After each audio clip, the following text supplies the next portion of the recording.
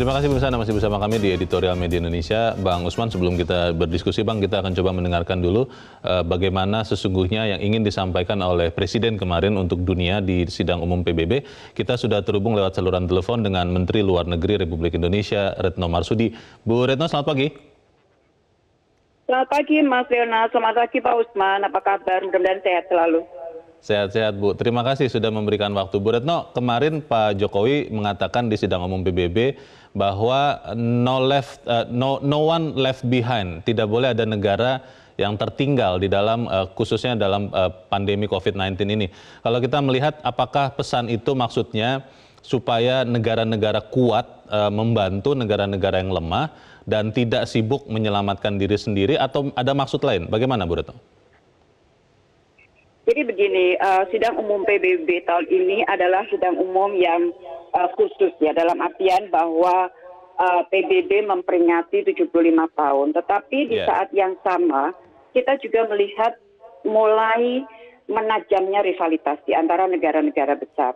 Sehingga message utama dari pidato Presiden Republik Indonesia adalah untuk memberikan suntikan energi positif dan encouragement agar dunia memperkuat kerjasama.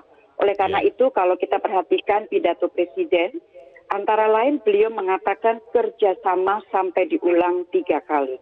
Kerjasama, kerjasama, kerjasama. Jadi dunia saat ini memerlukan kesejukan, kesatuan untuk bersama-sama melawan tantangan kita semua. Tantangan untuk segera dapat keluar dari pandemi ini. Karena kan virus ini kan tidak mengenal batas negara. Dan tidak ada satupun orang yang akan aman selama yang lain tidak aman. Baik. Jadi Bu Retno, intinya adalah itu. Oke, Bu Retno, kemarin kalau kita lihat juga di sidang yang sama, Presiden Amerika Serikat mempersalahkan Tiongkok, dan di kesempatan berikutnya Tiongkok mengatakan bukan hal yang seperti itu. Nah, ada yang mengatakan bahwa kalau Indonesia mau berperan luar biasa saat ini, bereskan saja dulu urusan COVID di dalam negeri, karena itu akan berkontribusi besar, karena kita negara keempat terbesar. Kalau menurut Bu Retno seperti apa? Membereskan situasi di dalam negeri, tantangan di dalam negeri, itu pasti. Dan semua negara pasti akan melakukannya. Namun demikian, kalau kita menunggu semua urusan dalam negeri selesai, baru kita kemudian melakukan sesuatu untuk yang lain, saya kira akan lama, dan negara-negara yang kurang beruntung, lebih kurang beruntung dari kita, yang akan menjadi korbannya. Oleh karena itu, tentunya kita selesaikan masalah dalam negeri sebagaimana negara lain menyelesaikan urusan dalam negerinya, tetapi pada saat yang sama kita juga memiliki energi untuk melakukan kontribusi untuk dunia. Karena kontribusi untuk dunia ini jangan lupa, ini merupakan mandat dari konstitusi kita. Ya, Bu Retno, ada yang mengatakan begini, seharusnya kemarin Presiden menyampaikan permohonan maaf. Yang pertama karena sudah 6 tahun belum hadir ke fora internasional di PBB. Lalu permintaan maaf kedua karena tidak atau belum berhasil menanggulangi COVID-19. Tanggapan Bu Retno bagaimana?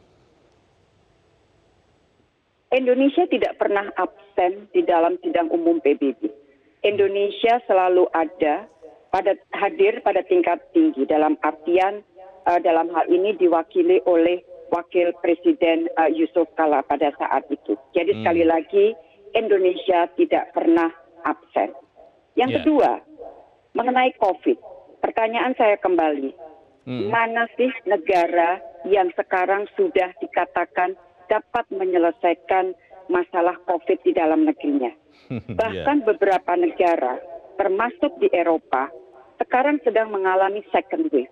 Jadi saya kira tidak perlu kita untuk menyalahkan pihak lain dan sebagainya. Yang perlu kita lakukan adalah kerja keras untuk menanggulangi situasi di dalam, dan pada saat yang sama terus memberikan encouragement untuk melakukan kerjasama dalam konteks dunia agar pandemi ini dapat segera diselesaikan. Karena sekali lagi No one is safe until everyone is. Ya, Bu Retno, ini pertanyaan terakhir saya, Bu. Ada sebagian orang yang mempertanyakan efektivitas fora-fora multilateral seperti PBB ini karena kelihatannya semangat nasionalisme bahkan ultranasionalisme memaksa banyak negara-negara besar terutama akhirnya lebih menempuh jalan bilateral ketimbang multilateral. Sikap Indonesia seperti apa, Bu Retno? Kita ingin terus memajukan multilateralisme. Dan ini salah satu refleksinya tentunya melalui PBB. Oleh karena itu di dalam pidato Presiden kemarin, Presiden menyampaikan juga mengenai itu. Namun kita tahu banyak kritik ditujukan kepada PBB. Intinya pesan Presiden, PBB belum sempurna. Mari kita bersama-sama. Karena PBB adalah satu-satunya platform, wadah, di mana semua negara, regardless dia besar, dia kecil, semuanya merasa memiliki ownership yang sama. Dan rasa memiliki ownership yang sama ini yang penting artinya.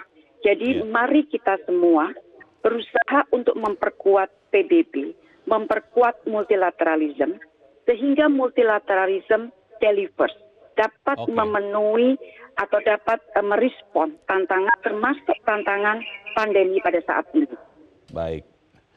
Baik, terima kasih Bu Retno Marsudi, Menteri Luar Negeri Republik Indonesia sudah menjelaskan kami pagi ini. Selamat pagi, Bu Retno.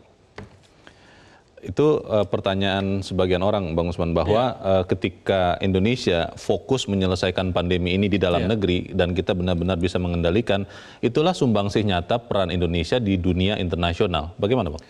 Iya, kita harus paralel saja begitu ya. Paralel artinya kita menyelesaikan persoalan pandemi di dalam negeri, tetapi kita juga mesti mendorong ya dunia untuk sama-sama menyelesaikan persoalan itu dalam konteks kerjasama global.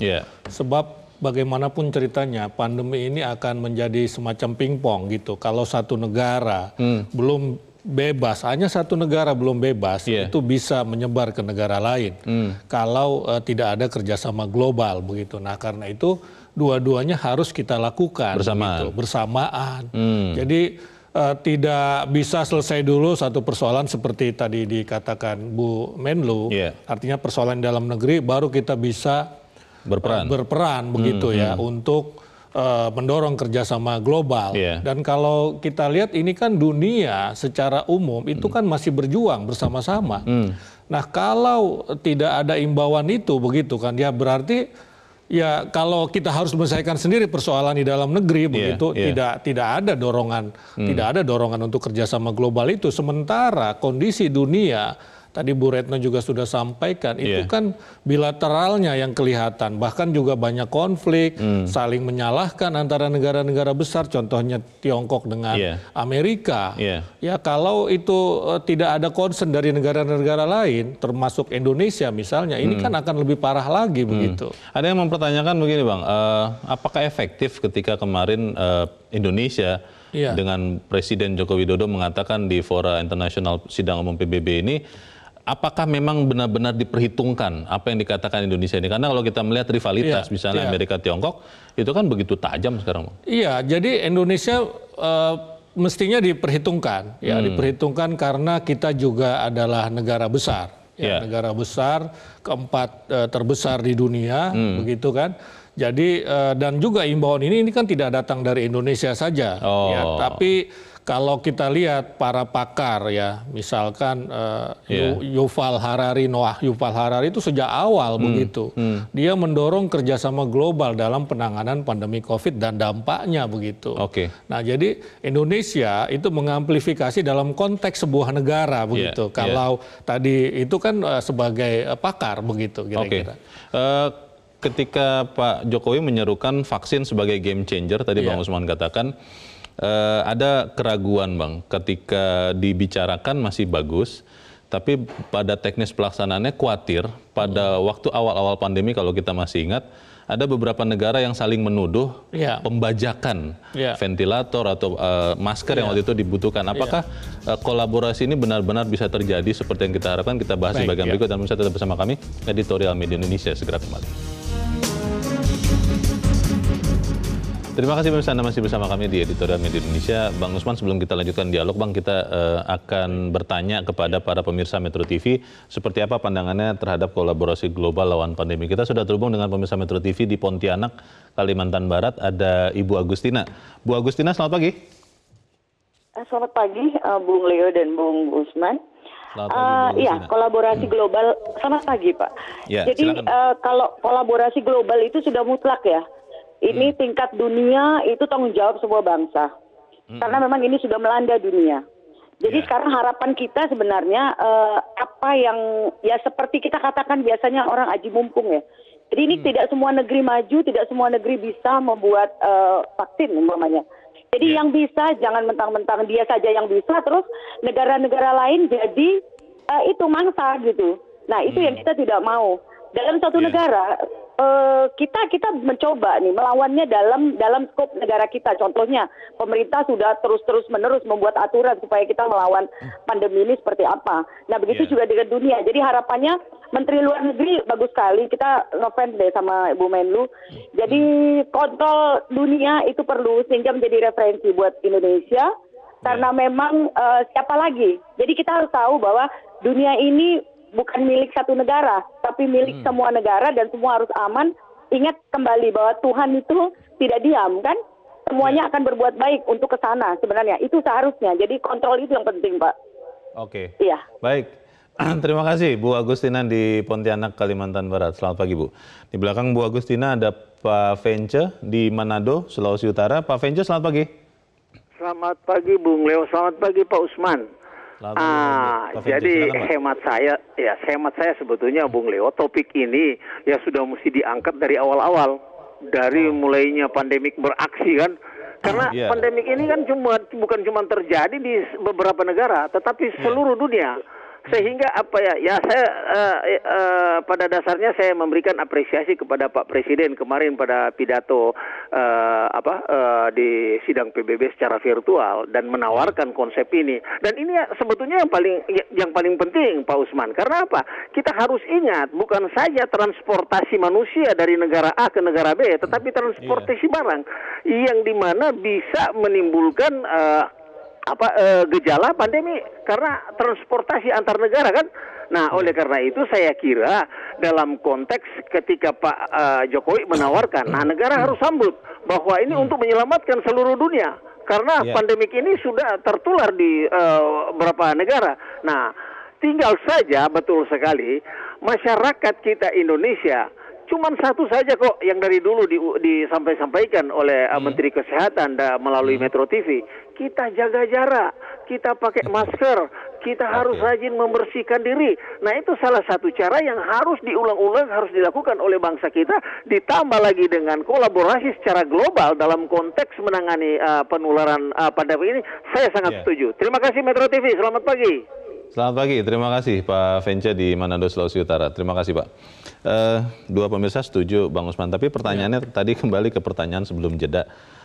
Kita masih ingat ada waktu itu kalau tidak salah Amerika yang sempat dituduh membajak bantuan untuk negara lain. Nah, ketika kita bicara soal vaksin, itu kan salah satu harapan yang penting untuk pemulihan pandemi global ini. Kira-kira apakah semangat kolaborasi ini akan ada? Atau jangan-jangan nanti, apalagi ini di tahun ini kan tahun politik juga di Amerika Serikat, ada kepentingan sendiri yang kemudian masa bodohkan negara lain.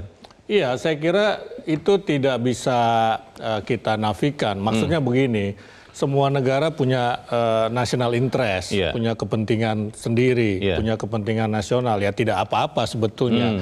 Tetapi yang didorong oleh Pak Jokowi, jangan juga melupakan kepentingan dunia, kepentingan global, kepentingan negara lain. Itu sebetulnya yang dimaksudkan. Nah, saya kira memang sudah mulai kelihatan ada kerjasama global, kerjasama global.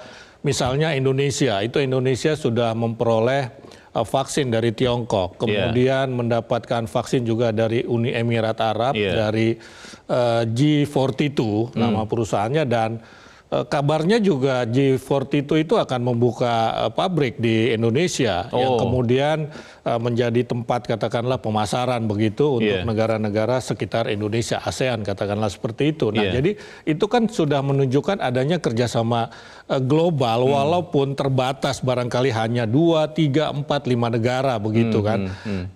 Amerika juga membantu kita sebetulnya, misalkan dengan memberikan ventilator.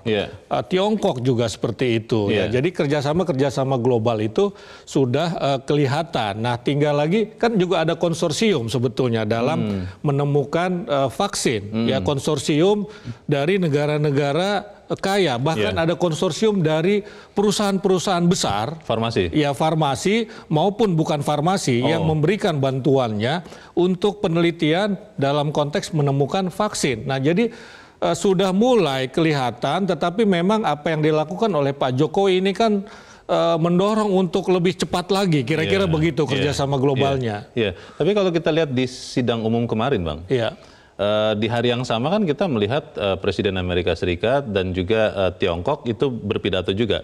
Dan secara spesifik Presiden Amerika Donald Trump menuduh bahwa Tiongkok membiarkan virus COVID ini menginfeksi dunia. Itu kan secara langsung memperlihatkan bahwa hubungan kedua negara besar ini, adidaya ini, dalam kondisi yang juga tidak baik-baik saja. Nah, ketika seruan dari Presiden Joko Widodo dikemukakan, efektif tidak? Atau ada peran lain yang lebih konkret yang bisa dilakukan Indonesia untuk membuat kolaborasi global? Jadi begini, memang kedua negara itu katakanlah sekarang terutama ketika Trump naik itu jadi musuh bebuyutan. Tegang sekali mereka. Ya, kita memang kalau mau berharap sama mereka agak sulit. Tapi ingat bahwa Presiden juga mendorong PBB. Mendorong PBB untuk melakukan reformasi, revitalisasi dan efektivitas sebagai membentuk mengedepankan kepemimpinan global. Artinya PBB bisa mengambil peran di sini dalam kepemimpinan global dunia yang katakanlah kolektif, kolektif begitu. Nah, jadi Presiden juga mendorong itu karena melihat dua negara ini begitu. Nah, PBB itu harus reformasi, revitalisasi dan efektif begitu. Nah, jadi ada juga masuk di situ sehingga PBB kan sebagai Liga Bangsa-Bangsa ya mestinya mampu dong untuk mendamaikan mereka begitu kira-kira. Pidato yang baik tentunya tidak akan berimbas signifikan kalau tidak ada langkah lanjutan. Di bagian berikut kita akan bicarakan langkah lanjutannya, dan pemirsa tetap bersama kami. Editorial Media Indonesia segera kembali.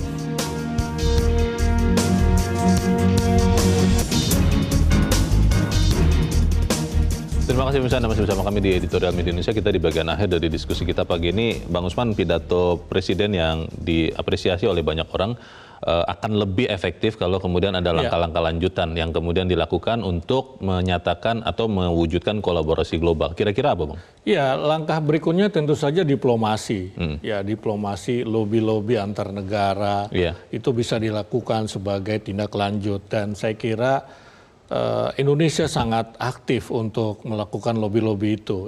Menlu Retno Marsudi, kemudian juga Menteri BUMN, Menteri Pertahanan termasuk itu giat melakukan lobby-lobby supaya ada kerjasama global dalam menyelesaikan menuntaskan persoalan COVID, terutama dalam pengadaan vaksin dan juga alat-alat kesehatan begitu. Jadi lobby-lobby itu mesti dilakukan setelah itu, walaupun sebelumnya juga sudah dilakukan tetapi dalam konteks kepentingan nasional masing-masing. Misalnya Menteri Pertahanan Pak Prabowo itu ke Tiongkok untuk mendapatkan bantuan peralatan kesehatan ataupun obat-obatan buat Indonesia begitu kan. Nah, nanti lobby-lobbynya itu atau diplomasinya itu lebih luas lagi. Kerjasama global, jadi bukan hanya bilateral, tetapi multilateral. Itu yang harus dilakukan oleh semua negara. Soal bilateral itu, Bang, ada yang mengatakan begini, memang kan politik luar negeri Indonesia bebas aktif. Kita bebas tidak memihak salah satu, tapi kita aktif untuk menciptakan perdamaian. Tetapi soal kerjasama bilateral, ada yang mengatakan sekarang Indonesia ini lebih condong ke Tiongkok. Itu yang kemudian membuat Amerika Serikat juga jadi berhati-hati dengan Indonesia. Bagaimana, Bang? Saya kira tidak ya. Saya kira tidak kalau kelihatan lebih dekat dengan Tiongkok. Ya, tuduhan seperti itu juga ada dulu, misalnya lebih dekat dengan Tiongkok daripada Jepang misalnya. Contohnya adalah kereta cepat. Kenapa Tiongkok yang memenangkan tender ketimbang Jepang yang sudah berpengalaman berpuluh-puluh tahun juga, begitu ya. Tetapi saya kira tidak seperti itu karena Jepang juga kerjasama kita juga baik, misalnya MRT itu tetap dengan Jepang, begitu. Kemudian otomotif kita banyak dengan Jepang, dan lihatlah betapa pintarnya diplomasi Presiden Jokowi ketika dalam satu forum internasional dia diapit sebelah kiri atau sebelah kanannya itu Perdana Menteri Jepang Shinzo Abe dan Xi Jinping, begitu kan. Itu menunjukkan diplomasi yang sebetulnya kita ingin memperlakukan semua negara secara seimbang, begitu. Dekat ke semua negara. Begitu juga dengan Amerika, begitu juga dengan Amerika. Ekspor kita juga masih bagus ke Amerika, begitu juga impor, walaupun barangkali Tiongkok lebih besar. Investasi kita terbesar itu dari Singapura, nomor 2 dari Jepang, begitu, dan berikutnya seterusnya, begitu. Nah, Amerika juga aktif membantu Indonesia dalam penanganan COVID, misalnya dalam pengiriman atau bantuan untuk pengadaan ventilator di rumah sakit di Indonesia. Jadi saya kira Indonesia berusaha berimbang, begitu ya. Bebas aktifnya itu tetap dilaksanakan. Kalaupun ada hal-hal yang kelihatan lebih condong, itu kan karena ada hal-hal praktis, hal-hal praktis, misalnya dalam konteks kereta cepat itu. Karena kalau dengan Tiongkok itu bisa B2B, begitu kan. Kalau dengan Jepang harus G2G, begitu. Government to government, ini bisa business to business. Kalau dengan Tiongkok berarti keuntungan untuk Indonesia juga. Ada national interest juga di situ, begitu. Tapi sangat praktis, dan national interest kan tadi saya sampaikan tidak haram, itu malah wajib, begitu kan. Setelah pertemuan di PBB kemarin, apakah kita masih bisa optimis, Bang, bahwa akan tercipta kolaborasi global lawan pandemi, karena di tempat yang sama kemarin juga kita lihat tegangnya hubungan Amerika dan Tiongkok? Iya, saya kira kalau dua negara itu saja ya sudah lah ya, mau apa lagi, begitu kan. Memang sudah begitu, saya kira sepanjang Trump menjadi presidennya itu akan selalu terjadi, begitu. Dan kompetisi global itu kadang-kadang memang diperlukan juga, begitu kan, karena kompetisi itu bikin hidup lebih hidup, katanya begitu kan. Nah, tetapi kalau negara-negara lain itu bekerja sama, lama-lama saya kira dua negara ini juga akan ikut serta, karena kalau tidak dia akan ketinggalan kereta juga, begitu. Kira-kira seperti itu. Kita berharap terbawa juga ini dua negara ini. Peran Indonesia, Bang, singkat saja di situ apa?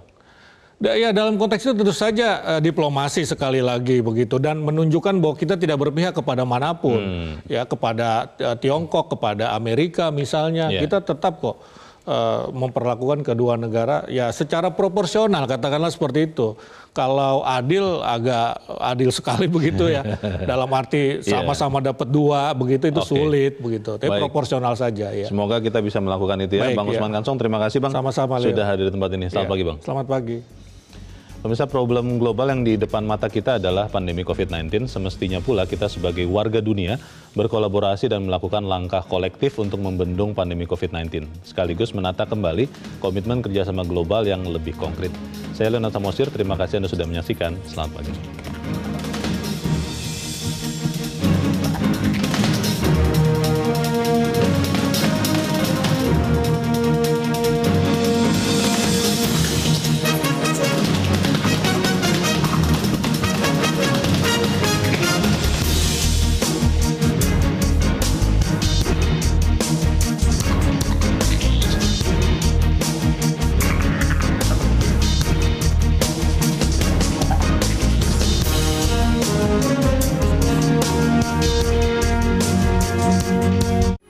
Metro TV, knowledge to elevate.